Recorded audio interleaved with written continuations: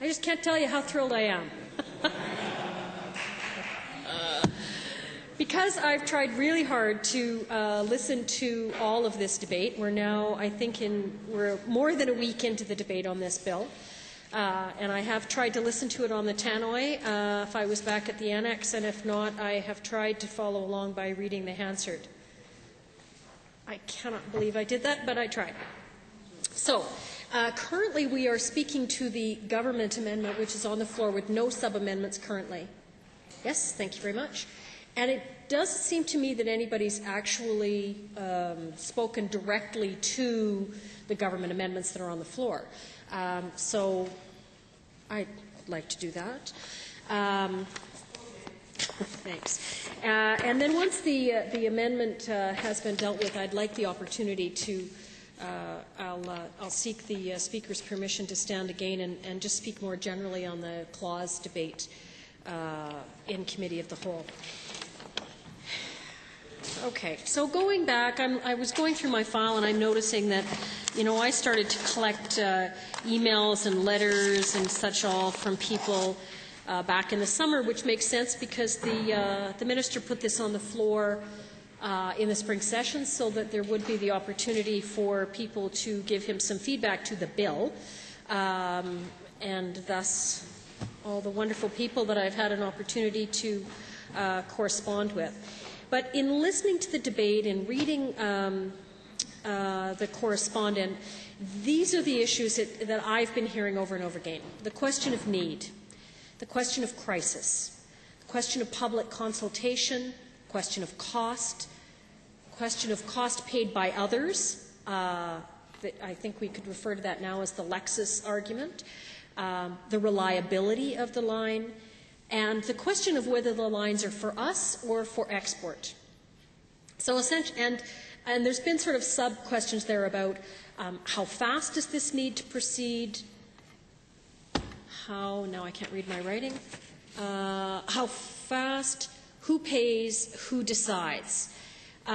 So as I see it, those are the issues that are live in this particular discussion. And so what we saw coming forward in the government debate was, I just said I don't like to wear the glasses, an attempt, I think, to address some of the criticism that had been leveled over the summer and indeed some of the issues that I just highlighted in that sort of shopping list.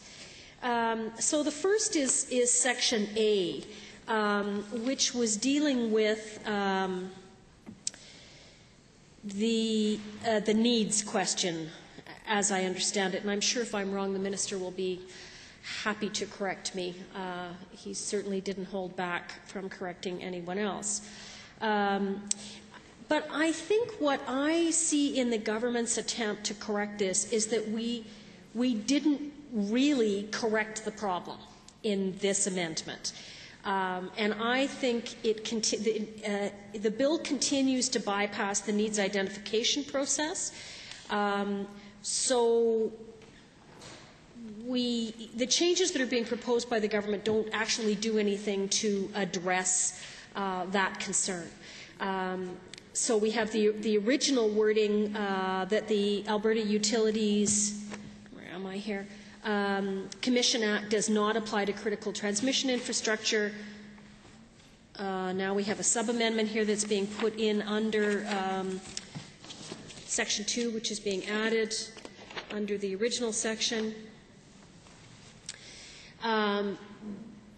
But it clarifies essentially that other hearings are still in play, that they remain, that they're accessible. Such as the citing of the lines, and the minister's been very clear that that's available, continues to be available. But it's not what's being addressed here, and the section actually only deals with the AUC's role, independent of government, to assess the need for the transmission lines. So if the Commission cannot give consideration under 17.1 to whether the critical transmission infrastructure, which is a term I keep seeing coming up, then so if the Commission can't give consideration under 17.1 to whether that critical transmission infrastructure is required to meet provincial needs, then 17.1 itself no longer applies.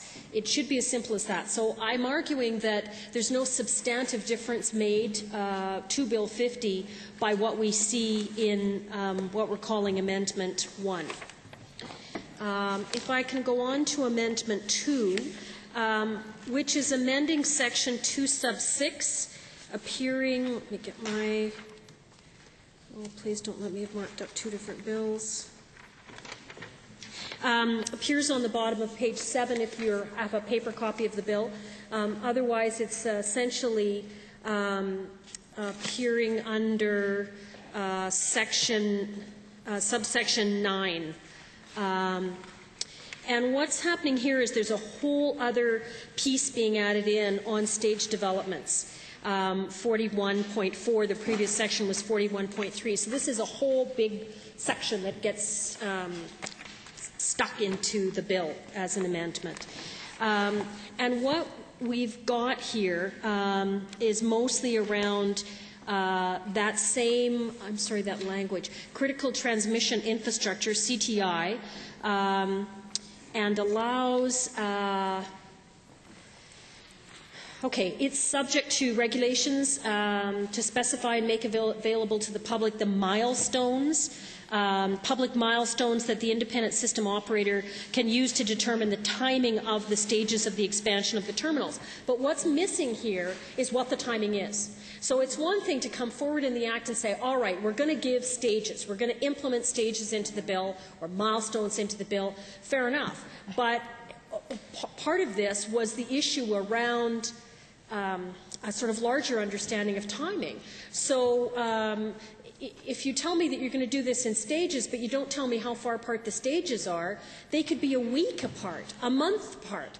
And I don't mean to be frivolous, but quite genuine in saying you haven't resolved the problem. To tell me that this is going to be staged and then not tell me what the increments are in the staging, it's not helpful. It doesn't move the issue ahead, or it doesn't resolve the issue that people were concerned about.